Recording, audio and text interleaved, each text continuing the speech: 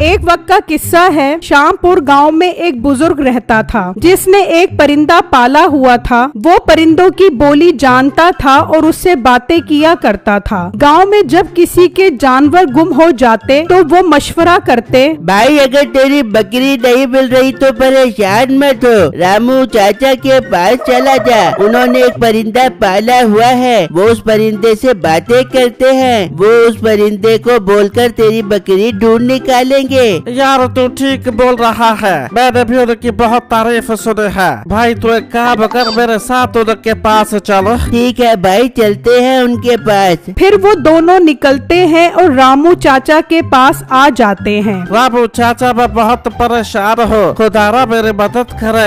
अरे क्या बात है, क्यों परेशान हो? बताओ मैं तुम्हारी क्या मदद कर सकता हूँ। रामू चाचा कल शाम से मेरी बकरी नहीं मिल रही, पता नहीं वो कहाँ चली गई है। आप अपने तोते को बोलकर उसे ढूंढने का बोले। ठीक है, तुम परेशान मत हो, मैं अभी से बोलता हूँ। मेरे प्यारे तोते जाओ और इनकी बकरी ढूंढ कर आ, वो कहाँ पर है इस टाइम। अच्छा मालिक, मैं जाता हूँ और उसे ढूंढ कर आता हूँ। फिर तोता उड़ जाता है और बकरी ढूंढने निकल जाता है। अरे तुम लोग एक काम करो, तुम अभी जाओ और शाम में आ जाना, जब तक मेरा तोता भी बकरी का पता लगा कर आ जाएगा। फिर वो दोनों वहाँ से चले जाते हैं। रामू काका गांव का एक अमीर आदमी था। उसकी काफी सारी जमीन थी। उसके दो बेटे थे, एक का नाम मीठा और दूसरे का नाम बिट्टू था। वो दोनों बेटे एक ही घर में रहते थे। मीठा अपनी बीवी नसीबो कैंची और छोटा बेटा बिट्टू अपनी बीवी छम्मो के साथ रहता था। दोनों बेटे कुछ नहीं करते थे, बाप के पैसों से वो अपना गुजर बसर करते थे। फिर शाम हो जाती है और वो दोनों आदमी आते हैं। जी रामू चाचा, आपके तोते ने मेरी बकरी का पता लगाया कि मेरी बकरी कहाँ है।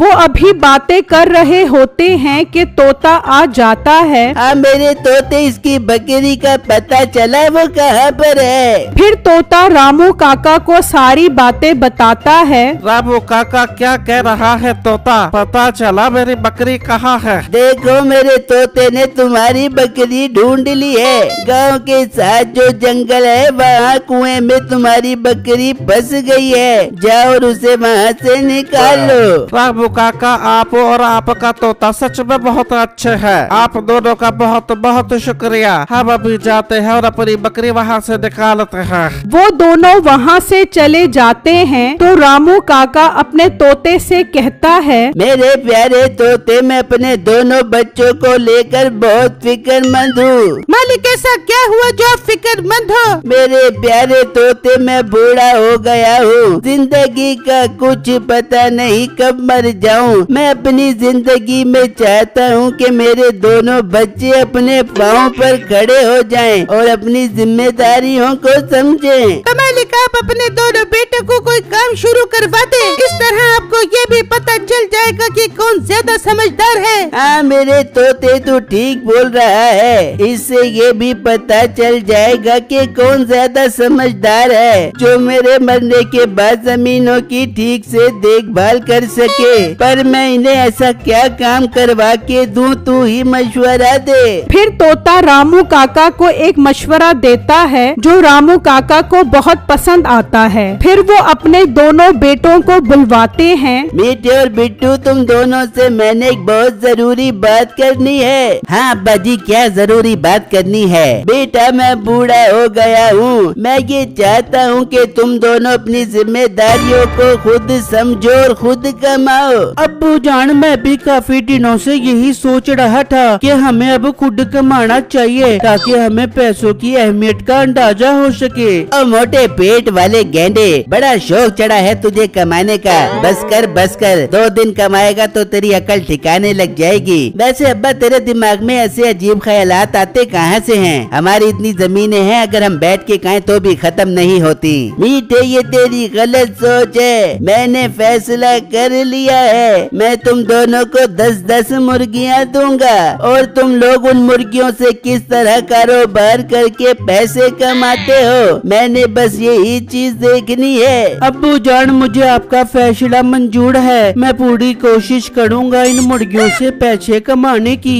फिर बाप उन्हें 10-10 मुर्गियाँ देता है और घर से जाने का बोलता है। पर अब्बा तो हमें घर से जाने का तो बोल रहा है, पर हम रहेंगे कहाँ? बिट्टू, तू और तेरी बीवी मेरे 5/7 घर में रहोगे और मीठे, तू और तेरी बीवी मेरे 20/4 वाले घर में रहेंगे। फिर वो सब घर से चले जाते हैं। बिट्टू और छम्मो दूसरे घर आ जाते हैं, जबकि मीठा और नसीबो भी दूसरे घर पहुंच जाते हैं। बिट्टू सबसे पहले मुर्गियों को दाना खिलाता है। बिट्टू जी, अब्बा जी की दी हुई मुर्गियाँ तो बहुत भूखी थी, देखो कैसे जल्दी जल्दी दाना खा रही हैं। हाँ बेगम, वाकई मुर्गियाँ तो बहुत भूखी थी। जबकि दूसरी तरफ मीठा और नसीबो घर आकर सो जाते हैं। मुर्गियाँ बहुत शोर मचाती हैं, जिससे उनकी आँख खुल जाती है। मीठे, तेरे अब्बा ने सही किया था, हमारे सर पे डाल दिया। इन्होंने शोर मचा मचा के हमारी नींद हराम कर दी है। अरे बेगम, मुझे लगता है ये मुर्गियाँ भूखी हैं, जब ही शोर मचा रही हैं। इन्हें चलकर दाना डालना पड़ेगा। फिर वो मुर्गियों को दाना डालते हैं। मीठे, ये मुर्गियाँ तो ठूस ठूस के दाना खा रही हैं। अगर हम इन्हें इसी तरह दाना खिलाते रहेंगे तो फिर हमने कर लिया कारोबार। बेगम, कह तो तू बिल्कुल ठीक रही है, पर हम और कर भी क्या सकते हैं? मीठे, मेरे दिमाग में एक बड़ा गजब का आइडिया है। बेगम, फिर देर किस बात की, जल्दी बता वो आइडिया। मीठे, में काम करते हैं, एक मुर्गी को ज़िबा करके उसका चरखा बढ़ा के खाते हैं। इस तरह एक मुर्गी कम होने से हमारे दाड़े की भी बचत हो जाएगी। अरे वाह बेगम, बहुत खूब चलता है तेरा दिमाग। वैसे भी चरखा खाने का बहुत दिल कर रहा था। जबकि दूसरी तरफ बिट्टू और छम्मो मुर्गियों का बहुत ख्याल रखते हैं। मीठा और नसीबो दाना बचाने के चक्कर में रोज एक मुर्गी खा जाते हैं। इस तरह कुछ दिन गुजर जाते हैं और बिट्टू की मुर्गियां अंडे देना शुरू कर देती हैं। बेगम देखो देखो, हमारी मुर्गियों ने अंडे देना शुरू कर दिए। हमारी मेहनत रंग ले आई। हाँ बिट्टू, हमारी मेहनत सच में रंग ले आई। बिट्टू, अब आप इन अंडों को बाजार में जाके बेचो ताकि हम इन अंडों से अच्छे पैसे कमा सके। फिर अगला दिन होता है और बिट्टू अंडे बेचने लग जाता है और लोग उससे अंडे खरीदने लग जाते हैं। इस तरह शाम हो जाती है और बिट्टू के सारे अंडे बिक जाते हैं। अल्लाह तेरा लाख लाख शुक्र है, आज से मैं भी अपने पाँव पर खड़ा हो गया।